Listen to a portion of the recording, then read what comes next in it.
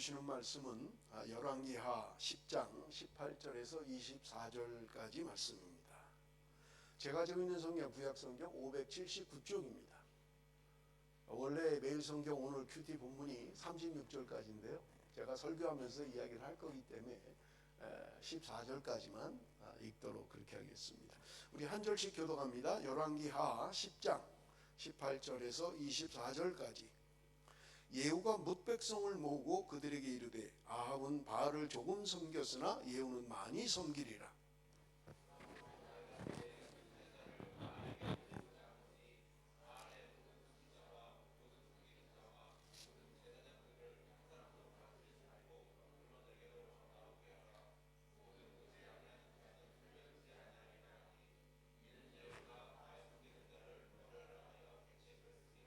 예후가 바알을 위하는 대회를 거룩히 열라 하매 드디어 공포되었더라.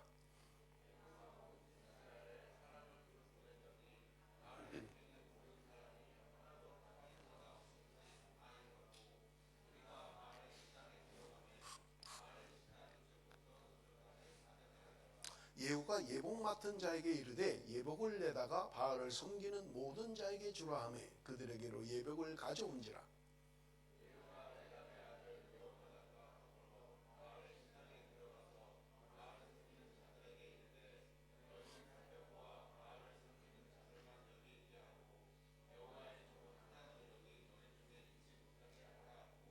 무리가 번제와 다른 제사를 드리려고 들어간 때에 예후가 80명을 밖에 두며 이르되 내가 너희 손에 넘겨주는 사람을 한 사람이라도 도망하게 하는 자는 자기의 생명으로 그 사람의 생명을 대신하리라 하니라. 아멘. 여러분, 이미 우리가 말씀을 묵상하면서 여러분 내용을 전부 다 아시리라고 믿습니다. 열왕기하 9장 6절에서 10절 말씀을 우리가 잠깐 보겠습니다. 열왕기하 9장 6절에서 10절. 예후가 일어나 집으로 들어가니 청년이 그의 머리에 기름을 부으며 그에게 이르되 이스라엘 하나님 여호와의 말씀이 내가 내게 기름을 부어 여호와의 백성 곧 이스라엘의 왕으로 삼노니 너는 내 주 아합의 집을 치라. 내가 나의 종 곧 선지자들의 피와 여호와의 종들의 피를 이세벨에게 갚아주리라. 아합의 온 집이 멸망하리니 이스라엘 중에 매인자나 노인자나 아합에게 속한 모든 남자는 내가 다 멸절하되 아합의 집을 느바세 아들 여로보암의 집과 같게 하며 또 아히야의 아들 바하사의 집과 같게 할지라. 이스라엘 지방에서 개들이 이세벨을 먹으리니 그를 장사할 사람이 없으리라 하셨느니라 하고 곧 문을 열고 도망하니라. 여러분, 엘리사가 엘리야를 대신해서 이제 선지자가 되잖아요. 그런데 이 엘리사가 하나님의 뜻을 받들고 자기 중에 있는 제자를 하나 불러서 예후라고 하는 당시 군대 장관에게 보냈던 것입니다. 그리고는 지금 우리가 읽은 이 말씀대로 네가 아합의 집을 다 정리하라고 지금 말씀하고 있는 것을 우리는 볼 수 있는 것입니다. 예후라고 하는 사람은 북이스라엘의 10번째 왕이에요. 그런데 지금 아직 왕은 아니죠. 그가 그냥 조그만 그룹의 지휘관으로 있을 때에 하나님이 지금 엘리사의 종을 통하여 말씀하셨던 것입니다. 네가 아합의 집을 치라고 말씀하고 있는 것을 우리는 볼 수 있는 것입니다. 그러므로 말미암아 예후가 지금 아합과 이세벨 그리고 그의 아들들까지 완전히 다 정리하는 거예요. 바알의 신당도 전부 다 없애고요. 바알의 신을 섬기는 것을 전부 다 없애는 것을 우리가 볼 수 있습니다. 이 일로 말미암아 하나님이 축복하시는 것이 10장 30절의 말씀입니다. 우리 한번 같이 읽습니다. 10장 30절 다 같이 시작.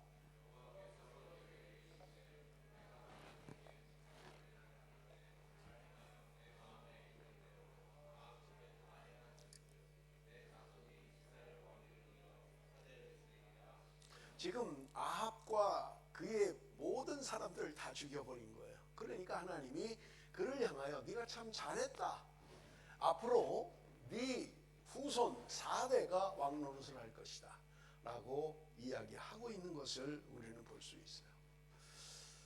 여기까지만 그냥 끝냈으면 너무나 좋을 것 같은데 여기서 그냥 끝났으면 너무 아름다운 이야기인데 31절에 그 다음이 문제입니다. 여러분 31절을 보십시오. 그러나 예후가 전심으로 이스라엘 하나님 여호와의 율법을 지켜 행하지 아니하며 여로보암이 이스라엘에게 범하게 한 그 죄에서 떠나지 아니하였더라. 종교개혁을 단행했어요. 아합과 이세벨과 그의 가족을 다 죽인 거예요. 그리고 바알신을 섬기는 사람들, 오늘 우리가 읽었습니다마는 그 제사장들, 그 섬기는 사람들 다 죽인 거예요. 바알의 신당을 변소로 만들어 버렸어요. 대단한 일을 한 사람입니다. 대단한 업적을 남긴 사람이에요. 그래서 하나님의 축복이 있었어요. 그런데 31절에는 그가 온전히 하나님의 말씀을 지키지는 않았다고 이야기합니다. 더군다나 여로보암의 죄를 그대로 두었다는 거예요. 여러분, 여로보암의 죄가 무엇입니까? 여러분, 우리가 아는 것처럼 이스라엘은 솔로몬 왕 이후에 남과 북으로 분열되잖아요. 그때 북이스라엘의 왕이 여로보암이었고 남유다의 왕이 르호보암이었어요. 그런데 이 여로보암이 남과 북으로 나뉘었던 거예요. 남쪽엔 2지파가 나라가 됐고요, 북쪽에는 10지파가 나라가 된 거예요. 그런데 문제는 뭐였냐면 이스라엘 백성들은 하나님 앞에 예배를 드리고 절기면 성전에 와서 예배를 드려야 하는 사람들이에요. 그런데 그 성전이 남쪽에 있었던 거예요. 예루살렘에 있었던 거예요. 그러니까 지금 자기 북쪽에 있는 나라가 나뉘어졌는데 북쪽에 있는 사람들이 남쪽으로 내려가서 예배를 드려야 되는데 1년에 그것도 3번, 하루만도 아니고 일주일씩 예배를 드려야 되는 거예요. 그러니 여로보암이 걱정이 됐던 거예요. 이 사람들이 예배를 드리러 남쪽으로 내려갔다가 아니 나 안 올라갈란다, 그냥 여기 살아야 되겠다, 여기 성전도 있고 여기 그냥 예배도 드리고 여기서 그냥 살면 되겠네 하면 큰일이잖아요. 그러니까 이 여로보암이 북쪽 이스라엘에, 그러니까 남유다와 가장 가까이 있는 북이스라엘에서는 최남단이에요. 베델이라고 하는 곳에 신상을 만들어 놓은, 금신상을 만들어 놓은 거예요. 그리고 북쪽 끝에 북이스라엘의 지역 맨 위에인 단에다가도 금송아지를 만들어 놓은 거예요. 2군데의 금송아지를 만들어 놓고 너희들 원하는 데 가서 아무 데나 가서 예배 드려라. 굳이 남쪽으로 내려갈 거 없다. 너 가까운 데, 사는 곳 가까운 데 가서 예배를 드려라 라고 했던 거예요. 더군다나 여러분, 북이스라엘은 제사장이 없어요. 왜냐하면 레위지파래야만 제사장을 할 수 있기 때문이에요. 그러니까 아무나 잡아다가 그냥 원하는 사람은 아무나 그냥 제사장을 시켰던 거예요. 문제는 절기의 날짜가 있잖아요. 여러분, 초막절은 7월 15일부터 시작해서 일주일간 지키는 거예요. 여러분, 우리가 지난주에 추수감사절을 지켰습니다마는 초막절이라고 하는 건 추수감사절이에요. 한 해 동안 농사를 짓고 추수하고 감사해서 일주일 동안 절기를 지키는 거예요. 그런데 7월 15일을 북쪽의 여로보암은 8월 15일로 바꿨어요. 한 달 뒤로부터. 비슷하긴 한데 그 날짜는 아니에요. 하나님이 7월 15일부터 지키라고 했는데 여로보암은 날짜도 바꿨어요. 비슷한 날짜로 바꿔서 8월 15일 날부터 절기를 지킨다. 제사장도 자기 마음대로 레위지파에 사는 것이 아니라 그냥 아무나 하고 싶은 사람, 원하는 사람, 자기가 임명하는 사람이 제사장이 됐던 거예요. 이게 하나님이 지금 계속해서 말씀하시는 거예요. 이스라엘을 이야기할 때마다 잘못된 길로 가는 사람들을 여로보암의 길로 가더라. 성경은 그렇게 이야기합니다. 르호보암의 길로 가야 된다. 잘한 사람들은 다윗의 길로 갔다. 그렇게 이야기를 해요. 그런데 잘못 산 사람, 잘못된 길로 간 사람, 잘못된 왕은 그가 여로보암의 길을 갔다. 이렇게 성경은 이야기하고 있는 거예요. 그런데 이 예후가 지금 그렇게 종교개혁을 단행하고 그 악한 아합과 이세벨 다 죽이고 전부 다 몰아낸 거예요. 바알신 섬기는 제사장들 다 죽여버린 거예요. 그렇게 대단한 일을 했는데 그가 하나님의 말씀대로 온전히 살지 않았다. 성경은 이야기하고 있는 것입니다. 여러분, 하나님이 오늘 저와 여러분을 향해서도 어쩌면 그렇게 말씀하실 수 있다는 거예요. 예수를 믿기는 믿는데 그리스도인이라고는 하는데 온전히 지키지 않는다는 거예요. 온전히 말씀대로 살지 않는다는 거예요. 그러면 우리는 항상 이런 질문을 해요. 그러면 온전히 지키는 사람은 있나? 그렇게 질문을 해요. 그리고 또 한 번 더 질문하죠. 아니, 목사는 그렇게 사는 거야? 온전히 말씀대로 살아? 그러는 거예요. 자기를 정당화하는 거예요. 아니, 자기도 못하면서. 그렇게 사는 사람이 없는데 별로. 내가 꼭 그렇게 살아야 되나? 라고 생각한다는 거예요. 예후라고 하는 사람이 하나님의 말씀대로 그렇게 신앙적으로 대단한 삶을 살고 업적을 남겼는데 그는 정작 하나님 말씀대로 살지 않았다는 거예요. 여러분, 우리는 종종 그런 사람들을 볼 수 있어요. 겉으로는 굉장히 예수 잘 믿는 것 같고 대단한 업적을 남기는 것 같고 대단한 일을 하는 것 같은데 정작 그 본인은 하나님 중심의 삶을 살지 않는 거예요. 여러분, 제가 부산에 10년간 살았는데요. 그 중에 2년 반은 기도원의 총무로 있었어요. 그런데 기도원의 총무로 있을 때 부산 지역에 합동 측에서 아주 성공적인 목회자들이 있었어요. 아주 교회도 크고 아주 후배들한테 인정받고 그런 목사님이 한 분 계셨어요. 그래서 그 기도원의 집회를 초청했어요. 그분을. 일주일 동안 집회를 하는 거예요. 근데 이분이 집회를 하다가 간증을 하는 거예요. 뭐라고 하냐면 자기가 어느 날 꿈을 꿨다는 거예요. 자다가 꿈을 꿨는데 천국 문 앞에 자기가 있더라는 거예요. 그런데 내가 이제 천국을 들어가야 되는데 주님이 문 앞에 서 계시더라는 거예요. 그런데 자기가 들어가려고 그러니까 못 들어간다 그러는 거예요. 너는 천국에 들어갈 수가 없어 그러더라는 거예요.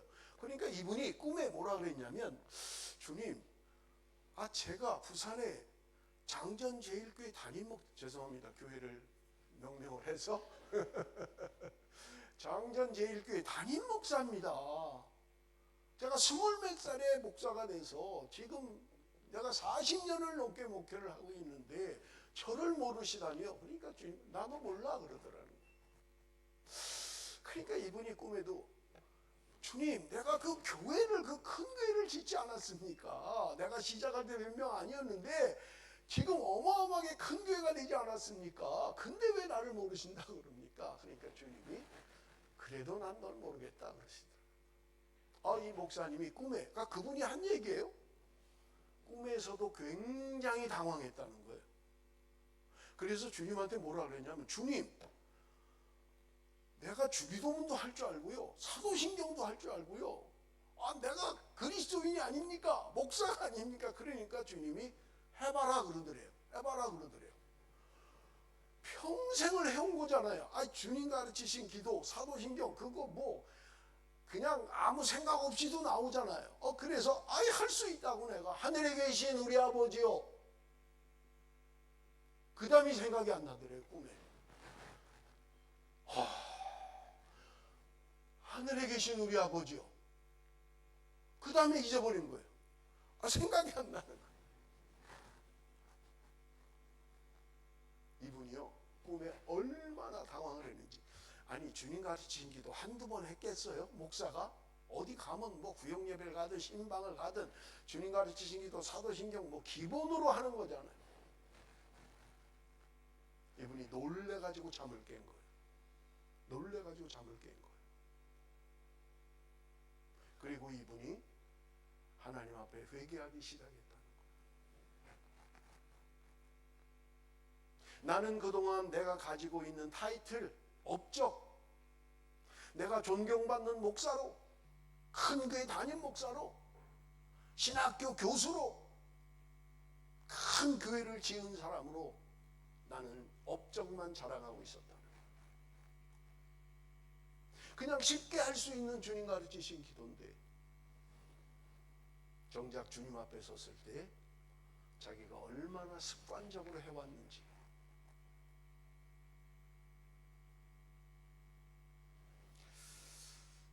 저는 엔도 슈샤쿠라고 하는 일본의 그 신학자가 아주 좋은 책들을 많이 썼어요. 여러분 아실 거예요. 아마 침묵이라는 책, 예수의 생애라는 책을 쓴 엔도 슈샤쿠라고 하는 아주 유명한 신학자입니다. 그런데 그분이 글에다가 뭐를 썼냐면, 저는 청년 때 그걸 읽고 은혜를 받았어요. 자기는 한 번도 주님 가르치신 기도를 다 해본 적이 없다는 거예요.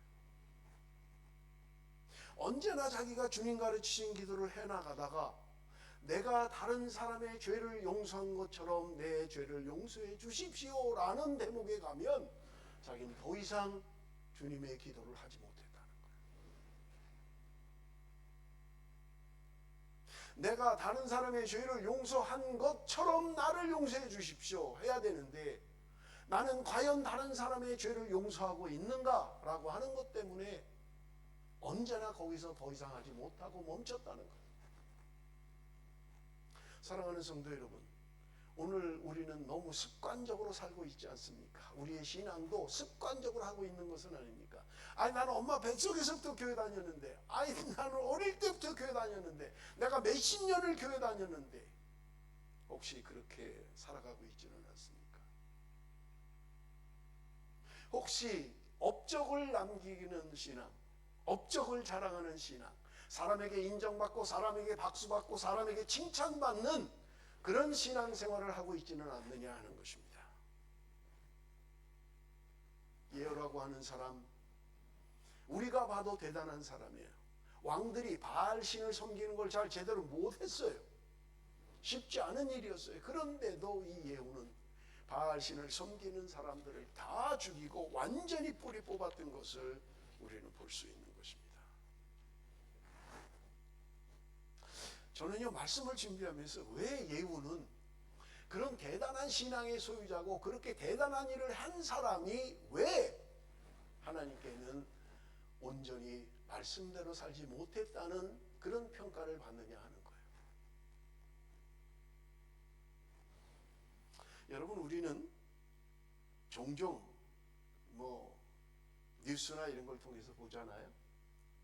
대통령에 입후보하는 사람들이 내가 대통령이 되면 이렇게 하겠습니다. 내가 이렇게 살겠습니다. 이렇게 백성을 위해서 살겠습니다. 나라와 민족을 위해서 이렇게 하겠습니다 하는 사람은 매번 선거할 때마다 많아요. 국회의원 선거에도 마찬가지잖아요. 내가 우리 지역 구민을 위해서 살겠습니다. 우리 뭔가를 발전시키겠습니다. 그런데 정작 그렇게 해놓고 그대로 사는 사람은 많지 않잖아요. 대단한 인정을 받고 지지를 받았던 대통령도 끝에 가면 자식들 문제가 터지든지 돈 문제가 터지든지 뭐가 비리가 터져서 어떤 사람도 깨끗하게 인정받는 사람이 드문 시대이잖아요. 뭐 때문에 그랬을까? 왜 그렇게 시작을 해놓고 왜 그렇게 대단한 신앙의 삶을 살다가 왜 끝에는 그가 하나님 말씀대로 살지 못했다고 평가를 하고 있느냐는 거예요. 세상과 타협했기 때문에 그렇습니다. 세상과 타협해서 그런 거예요. 하나님의 명령대로 죽이라고 하는 것은 다 잘했는데 막상 자기가 왕이 되고 보니까 여로보암과 같은 똑같은 생각을 가지고 있는 거예요. 이 백성들이 남으로 다 내려가서 나를 떠나면 어떡하나 하는 염려와 근심이 있는 거예요. 그러니까 여로보암이 지은 죄, 우상을 섬기는 그 죄를 하나님이 가장 싫어하는 그 죄인데 그것을 버리지 못했다고 성경은 이야기합니다. 사랑하는 성도 여러분, 오늘 내가 세상 가운데 세상과 타협하면서 하나님을 놓치고 있는 것은 아닙니까? 정확하게 판단하면요, 불신이에요. 하나님을 믿지 않는 거예요. 하나님을 의지하지 않는 거예요.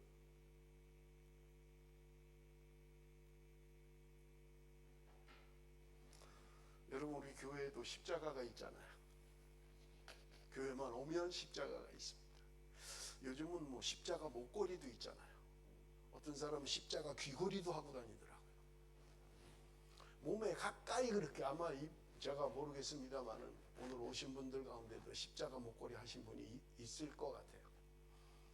귀걸이까지 하고 다녀요. 그런데 정작 십자가의 의미를 알고 십자가를 따라 살려는 사람은 많지 않다는 거예요.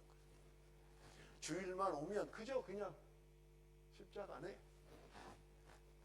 내 삶 속에 내 삶의 십자가를 지고 나를 따르라고 하는 주님의 음성을 듣진 않는 거예요.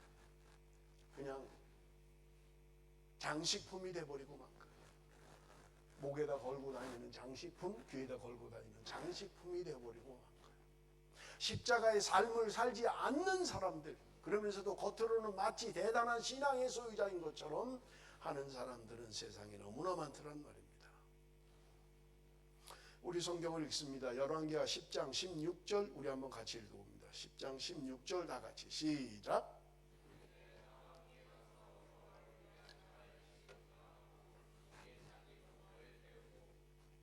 예후가 지금 아합과 이세벨을 다 죽였어요. 그리고 이제 마지막 그가 바알의 선지자들을 죽이려고 작정한 거예요. 가는 길에 누구를 만납니까? 여기 보니까 레갑의 아들 여호나답을 만났다는 거예요. 여러분, 레갑의 아들 여호나답 우리 너무 잘 알고 있잖아요. 정말 믿음으로 산 사람들. 그래서 자기의 조상 레갑이 말한 것처럼 포도원도 갖지 않고 포도주도 마시지 않고 포도 주스도 먹지 않고 집도 짓지 않고 그렇게 살아가는 사람들, 정말 말씀대로 순종하며 사는 사람들이잖아요. 하나님이 인정할 만큼 대단한 사람들이잖아요. 그래서 그를 만나서 지금 예후가 이야기하는 거예요. 나와 함께 가서 여호와를 위한 나의 열심을 보라. 제가 오늘 설교 제목을 여호와를 위한 나의 열심을 보라, 예후의 말을 설교 제목으로 정했어요. 이 문맥으로만 보면 대단한 프라이드가 있는 사람 같아요. 이렇게 말하기도 쉽지 않죠. 나랑 같이 가서 내가 하나님을 얼마나 사랑하는지, 내가 하나님을 위한 열심이 얼마나 큰지 내가 보여줄게. 가자 나랑. 그런 거예요 지금. 그래서 여러분, 오늘 우리가 읽은 말씀은 그 이후의 이야기를 이야기하고 있는 겁니다. 예후가 마치 자기가 바알신을 섬기는 사람인 것처럼 위장을 하는 거예요. 그래서 전국 방방곡곡에 광고를 해요. 바알신을 섬기는 사람은 다 모여라. 이 심정으로 다 모여야 된다. 내가 그 바알신을 섬기겠다. 만약에 안 오는 사람이 있으면 내가 다 죽일 거다. 그러니까 막 전국 각지에서 바알신을 섬기는 사람들이 다 모인 거예요. 오늘 성경에 보면 그 신당 안에 완전히 빽빽하게 사람들이 둘러섰다는 거예요. 예후가 이야기합니다. 저 사람들에게 옷을 입히라는 거예요. 예복을 입히라는 거예요. 그러면서 이 예후가 이야기합니다. 이 중에 혹시라도 바알신을 섬기지 않는 사람이 있으면 당장 다 내쫓아라. 없는 거예요. 그러니까 예후가 이미 80명의 군사들을 모집해 놓은 거예요. 너희들은 내가 명령을 내리면 이 안에 있는 사람 다 죽여라. 만약에 한 명이라도 살려주면 네 목숨을 대신해야 된다. 그러니까 병사들이 얼마나 겁나겠어요. 지금 한 명이라도 놓치면 자기 목숨을 내놔야 될 판인데. 문을 걸어 잠그고 80명을 다 죽여버린 거예요. 이스라엘에 있는 바알신을 섬기는 자들 다 죽여버린 거예요.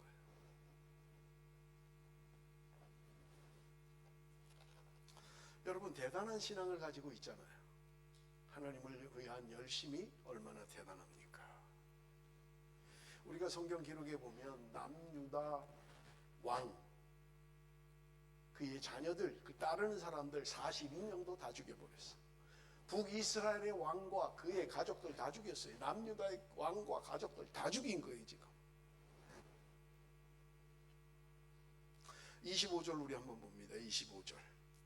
번제 드리기를 다음에 예후가 호위병과 지휘관들에게 이르되 들어가서 한 사람도 나가지 못하게 하고 죽이라 하매 호위병과 지휘관들이 칼로 그들을 죽여 밖에 던지고 다 죽여버린 거예요. 26절 27절 우리 한번 같이 읽습니다. 26절 27절 다 같이 시작.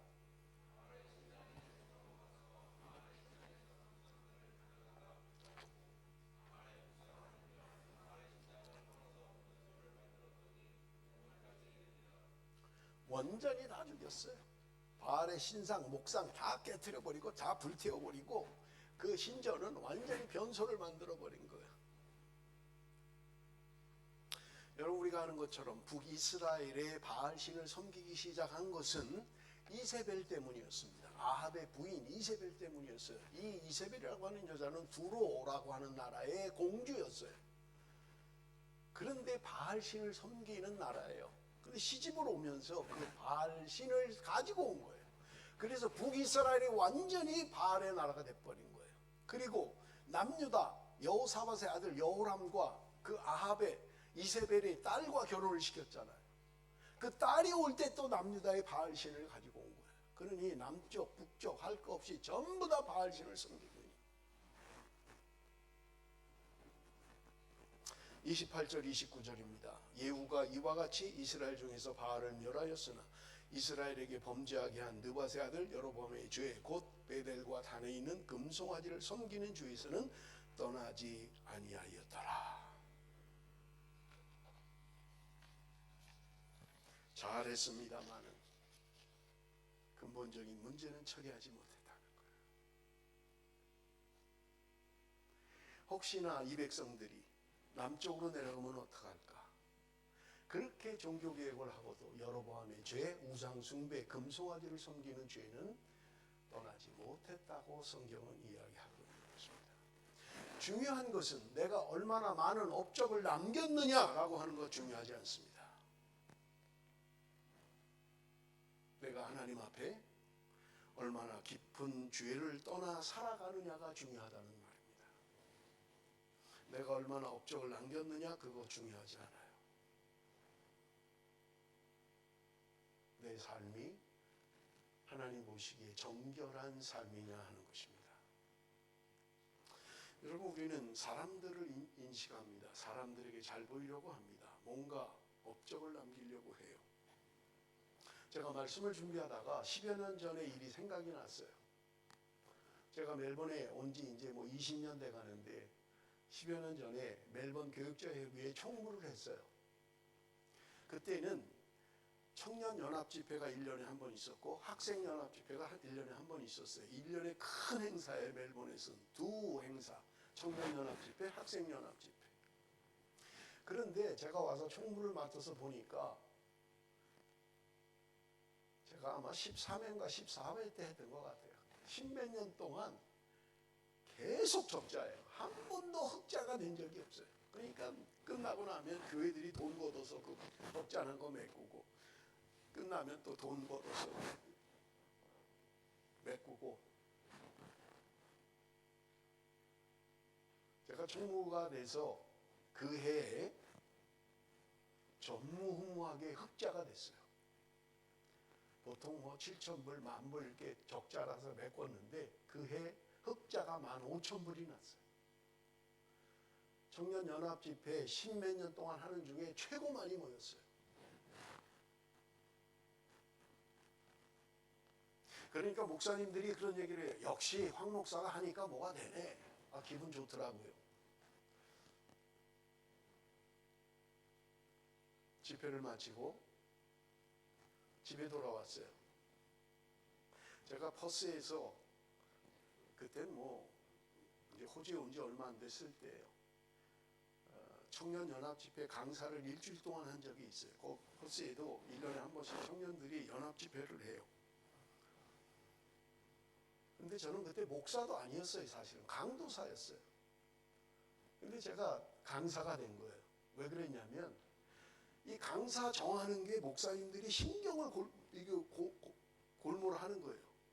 보수주의 계통의 교단에서는 보수주의 강사가 오기를 원하는 거예요. 또 좀 은사 중심의 교회들은 그쪽에서 오기를 원하는 거예요. 그러니까 이게 타협이 안 되는 거예요. 한쪽에서는 이 사람 하면 좋겠다. 한 사람이 이 사람 하면 좋겠다. 서로 안 되는 거예요. 그러니까 회의하다 말고 누가 가장 나이 많은 목사님이 그러는 거예요. 그러면 요번에는 황강도사가 하지. 그러는 거예요. 저는 목사도 아니고요. 저는 온 지 얼마 안 됐는데. 그러니까 하라고. 얼마 안 됐으니까. 그래서 졸지에 청년연합수련회 강사가 된 거예요. 4박 5일 동안 퍼스에서 한 2시간 내려가면 이제 그 캠프장이 있어요. 청년들하고 집회를 4박 5일 동안 참 하나님이 큰 은혜를 주셨어요. 그래서 집회를 마치고 돌아와서 제 책상에 앉아서 기도를 하는데 눈물이 나기 시작하는 거예요. 감격의 눈물이었어요. 하나님, 나 같은 걸 사용하십니까? 내가 뭔데 나 같은 걸 사용하십니까? 눈물이 하염없이 나는 거예요. 슬픔의 눈물이 아니라 감격의 눈물이었어요.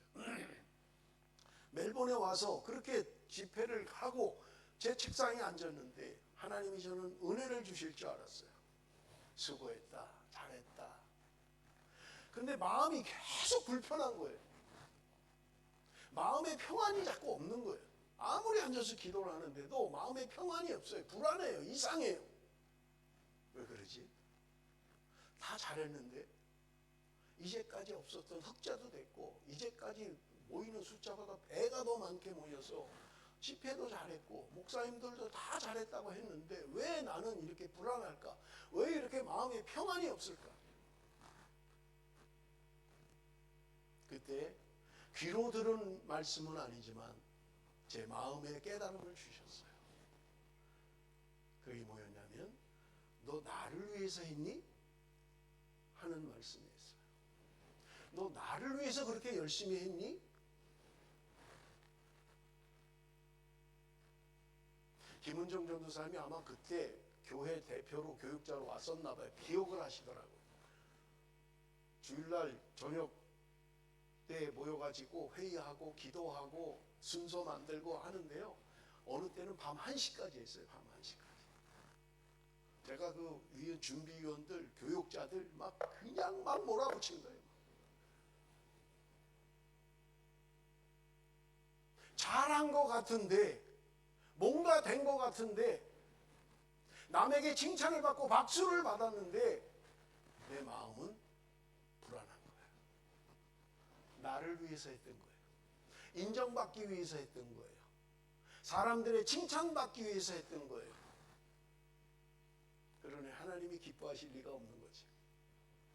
너 나를 위해서 했니? 너 너를 위해서 한 거 아니야? 네 열심에 사람들의 칭찬을 받으려고 네가 한 거 아니야?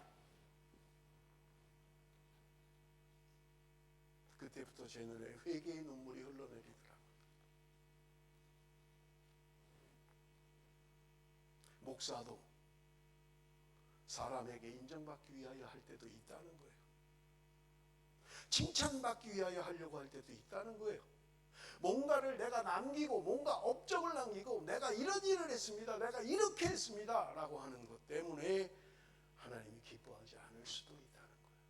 하나님은 속지 않으세요. 하나님은 절대로 속지 않아요.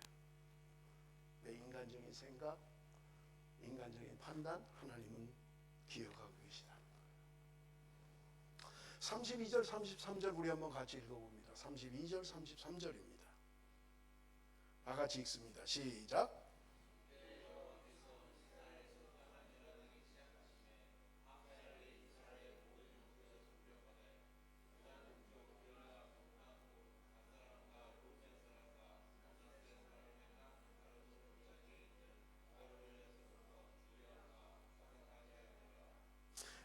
예후가 그렇게 종교개혁을 단행하고 했습니다마는 그는 하나님 앞에 정직하게 살지는 않았어요. 이것 때문에 이스라엘에는 문제가 생기기 시작해요. 적국이 쳐들어와서 땅을 빼앗아가기 시작하는 거예요. 자꾸 땅이 없어져요. 하나님 앞에 바르게 살지 않으면 하나님이 우리에게 가시를 주시는 거예요. 하사엘이라는 가시를 주셔서 갖고 있는 영토를 빼앗기고 마는 거예요. 온전한 회개와 죄에서 떠남이 없이는 하나님은 우리에게 가시를 주실 수 있다는 거예요. 예후가 하나님의 말씀을 온전히 지켰더라면 이스라엘에는 평화가 왔을 것입니다. 그러나 그는 대단한 일을 하고 업적을 남겼음에도 불구하고 그 자신이 하나님 앞에 바르게 살지는 않았다는 말입니다.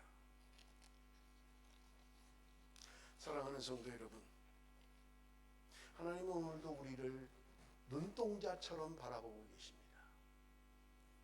사람들의 칭찬 때문에 하는 건지 인정받기 위해서 하는 건지 정말 하나님을 위해서 하는 건지 하나님 오늘도 눈동자처럼 우리를 지켜보고 계신 것입니다. 하나님을 믿는다고 하면서도 여전히 물질에 대한 탐욕과 타인을 비방하는 입술과 매일 반복되는 음란한 생각 등에 뿌리박혀 있다면 우리도 역시 여러 번의 죄를 짓고 있는 거예요. 사람들은 칭찬할 수 있어요. 참 수고했다, 열심히 했다, 잘했다. 그런데 정작 나는 하나님 앞에 정직하지 못할 수 있다는 거예요. 이러한 죄악에서 벗어나기 위하여 우리는 진정으로 하나님 앞에 회개해야만 합니다. 더불어 성경은 이야기하기를 합당한 열매를 맺는 삶을 살아야 된다고 이야기하는 거예요. 회개에 합당한 열매, 삶이 없는 그것은 하나님이 기뻐하지 않는 것입니다. 사랑하는 성도 여러분, 하나님은 예후를 불러서 사명자로 악한 자 아합과 이세벨을 정리하는 데 사용하셨던 것입니다. 하나님은 오늘도 저와 여러분을 예후와 같이 사명자로 부르시는 거예요. 하나님이 오늘 이 땅에 우리에게 할 일을 위하여 우리를 부르시고 계시다고 하는 것입니다. 우리는 착각하면 안 됩니다. 내가 대단해서가 아니에요. 내가 남다르게 좀 특별하지, 내가 남다르게 좀 잘하지, 내가 남다르게 뭔가 하지. 여러분, 그거 없어야 됩니다. 하나님의 은혜입니다. 하나님이 하셨습니다. 내가라는 것이 자꾸 드러나는 순간부터 마귀는 우리를 넘어뜨리는 거예요. 제가 한 거 없습니다. 하나님이 하셨습니다. 나만 특별한 기술을 가지고 있다고 생각하지 마십시오. 하나님이 주신 거예요. 착각하시면 안 됩니다. 마지막 예화를 하나 하고 마치겠습니다. 제가 고등학교 제가 뺑뺑이 일기예요. 뺑뺑이 일기. 나이 드신 분들은 무슨 말인지 알 거예요. 제가 58년생이에요. 뺑뺑이 일기예요. 내 앞에 기수들은 고등학교를 갈 때 시험을 쳐서 갔어요. 그래서 명문고등학교 뭐 이런 게 있었어요. 뭐 아주 그냥 4대 사립, 4대 공립 아주 탁월한 전교 1등들만 가는 그런 학교들이 있었어요. 그런데 저부터 바뀌었어요. 입시제도가. 왜 그랬냐면 박정희 아들이 저하고 동갑이에요. 박지만이가 58년생이에요. 얘가 공부를 잘 못한 것 같아요. 그 동창들 얘기를 들어보면 공부를 잘 못한 것 같아요. 뺑뺑이로 학교를 그냥 막 가는 거예요. 골라서 그냥 기계가 뽑아주는 대로 막 가는 거예요. 그냥. 고등학교를 상당히 아주 A급 학교는 아니었지만 B급 정도는 되는 학교에 있어요. 상당히 이름 있는 학교에 있어요. 경성고등학교라고 여러분 혹시 아시는 분이 있나 모르겠어요. 지금은 홍대에 있는데 홍대 맞은편에 있어요. 연남동. 고등학교 1학년에 들어갔는데 한 친구가 공부 잘하는 친구가 있었어요. 그때 저희는 이제 예비고사라 그랬어요. 시험 본고사를 치기 전에 예비고사를 치는 거 가지고 이제 가는 거예요. 그런데 이 친구가 거의 만점을 받을 정도의 탁월한 친구였어요. 고등학교 1학년 때 공부를 얼마나 잘하는지요. 친구들이 선생님들이 칭찬할 정도로. 근데 2학년에 올라갔는데 이 친구가 안 보이는 거예요. 선생님한테 물어봤어요. 이 친구 왜 안 와요? 어디가 아픈가요? 그랬더니 그냥 안 오게 됐어. 그렇게만 얘기하시더라고요. 아니, 왜냐면 제가 반장이었거든요. 그래서 선생님 왜 쟤 안 와요? 그랬더니 정신병원에 갔다는 거예요. 정신병원에. 그 이후로 그 친구의 행방을 제가 듣지 못했어요. 탁월하게 공부 잘했어요. 중학교에서 고등학교 시험 칠 때 전교 탑이었어요. 전국 탑에 해당하는 친구였어요. 그런데 1학년에서 2학년 올라갈 때 학교를 안 오는 거예요. 선생님 말이 돌아버렸다는 거예요. 내가 하는 것 같고 내가 노력해서 얻는 것 같지만 여러분 우리 인생은 그렇지 않다는 거예요. 여러분 날마다 우리가 하나님을 인정해야만 합니다. 내 기술, 내 능력, 내 머리가 아니라 하나님이 하신 것입니다. 하나님이 주신 것입니다. 날마다 감사하며 하나님을 인정해야 된다는 말입니다. 여러분 내려놓으십시오. 내가 뭔가 다르다, 내가 뭔가 탁월하다, 내가 뭔가 이룰 수 있는 능력이 있다, 내려놓으십시오. 하나님 오늘도 저와 여러분이 온전히 하나님을 인정하며 살기를 원하시는 것입니다. 기도하겠습니다.